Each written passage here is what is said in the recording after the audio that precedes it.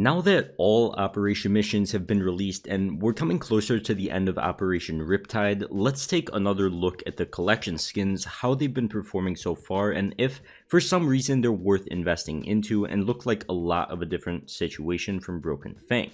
So as always, if you guys do enjoy, don't forget to leave a like and subscribe to the channel if you're new, and be sure to check out my sponsor, Free Cash. Free Cash is an easy to use site where you can earn money by completing simple tasks on your PC. By going to the Earn tab, there's short surveys you can fill out, mobile games you can play, and videos you can watch to earn coins which you could turn into cash instantly. On average, it only takes around 18 minutes until users cash out for the first time, and there's an average of $18 earned a day. Their withdrawing methods are also incredibly diverse. There's gift cards, skins, crypto, PayPal, anything you want, and a great way to make some easy money if you've got some spare time. So be sure to check out Free Cash with that link in the description and sign up with my link for a free 100 coins. But for now, let's get right into the video. Let's start off by looking at how some of the skins have been performing so far from Riptide. First of all, the MP5 Oxide Blaze, a pink skin from the 2021 Mirage collection. It started off well over the $200 range the first few days as people didn't really know what to price it at, and throughout the first few weeks it pulled back to around the $160 to $180 range before making an explosive move back to the $200s and staying there, currently selling in around the $220s to $230s with plenty of buy orders in the $220s. So why have they been increasing in price? Wouldn't you think that as more come into supply each week, as people get more and more with operation stars, that they would be decreasing in price?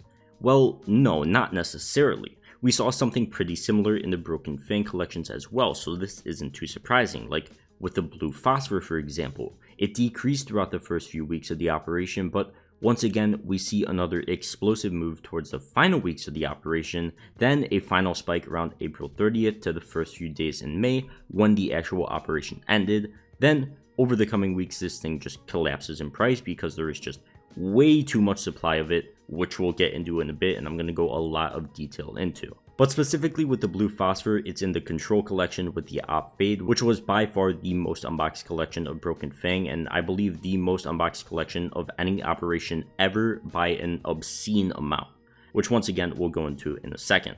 But also, this area at the end where the M4A1S Blue Phosphor started increasing again is because of the M4A1S buff, where we saw all the M4A1S skins increase. This isn't related to it being an operation skin, because if we look at the USPS Target acquired, the other pink skin in the Control collection, it is still absolutely in the gutter. But that's not to say it can't increase at all and is just going to keep dropping in price, because it isn't, but you sure as hell wouldn't want to be buying operation skins at the very top up here at the $300 range or whatever it is and hold them through down here where it is like the $120 range, when you could have just bought right now for a third of the price. So I don't want you guys to get busted again like Broken Fang, because we do still see the same supply issues and a very similar trend. So don't get caught in the mindset that they're going up now and they're going to keep going up, because that is not how the very vast majority of the time it works, especially with CSGO investments and especially when they're from newer operations, because things are a hell of a lot different than they were years ago.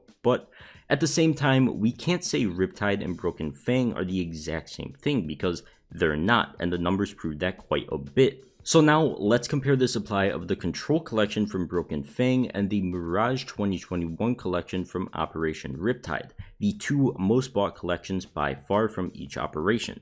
The Op Fade currently has just over 10,000 of them in supply, which is absolutely insane.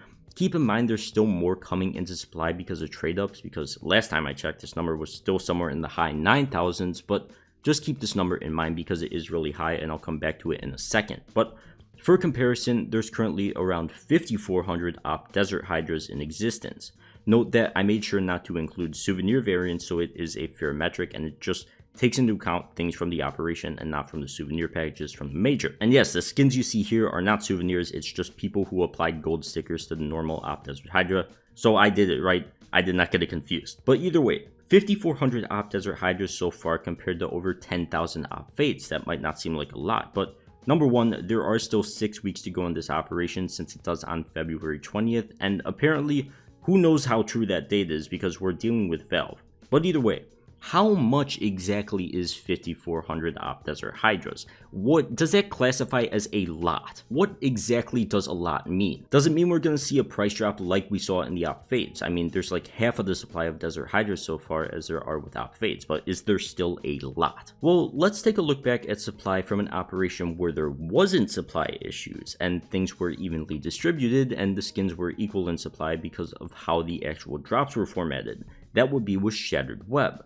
Well, there's only 3200 op Gungnir's in existence from the Norse collection in Shattered Web, 2800 AK Wild Lotuses from the St. Mark collection, and 2800 op Princes from the Canals collection.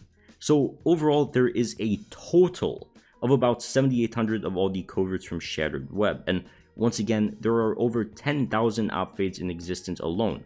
One of the coverts from Broken Fang, and 5400 op Desert Hydras, one of the coverts from Riptide. So that is a lot of Desert Hydras and op fades when you compare it to past coverts, and it's going to be really hard for demand to keep up. But because of this huge supply difference, how exactly has price looked different in old Shattered Web skins and Riptide and Broken Fang skins? Well, let's take a look at a specific trend from the Shattered Web collection skins compared to Broken Fang or Riptide skins.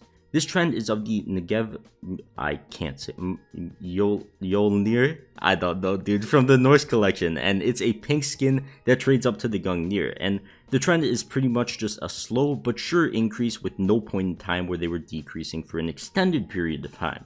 The only abnormal thing we see is this insane spike of May/June of 2021 where all the operation skins had some crazy investor hype. But besides that, it's pretty much just a hell of a lot more promising than something like the USPS target acquired trend that we've seen so far. This Negev never has dips like this, and that is solely because there's just too much supply nowadays. Even if these pink skins are being used as trade-ups, there's just so many of them in existence, and let alone so many red skins in existence that their price drops as well, meaning people aren't going to use the pinks in trade-ups, and there's just so many layers to it. But what it all boils down to is there's just too much supply nowadays because of the way the operation's formatted, and I assume because there's more players as well. So overall, what is the move for these Riptide skins? Well, I think everyone can acknowledge that supply is a huge issue, and people aren't just going to be buying and holding because they're operation skins anymore. It's not just going to be up and up. For me, I'm just going to wait everything out. I don't think buying right now is good at all. Do I think they could hit higher prices in the next few weeks? Yeah, but I don't buy stuff to sell it a few weeks later. I buy stuff for the long term.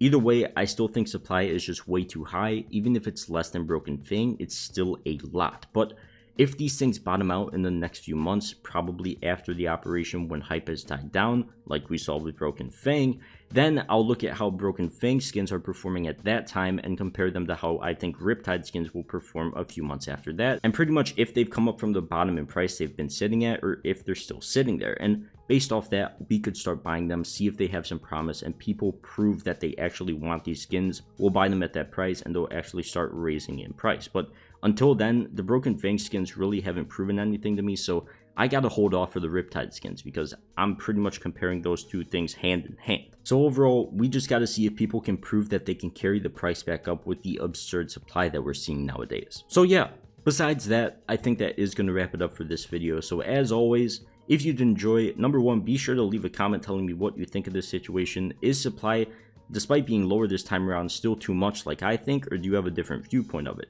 Either way, don't forget to leave a like and subscribe to the channel if you're new. And for now, I'll see you guys in the next one. Peace.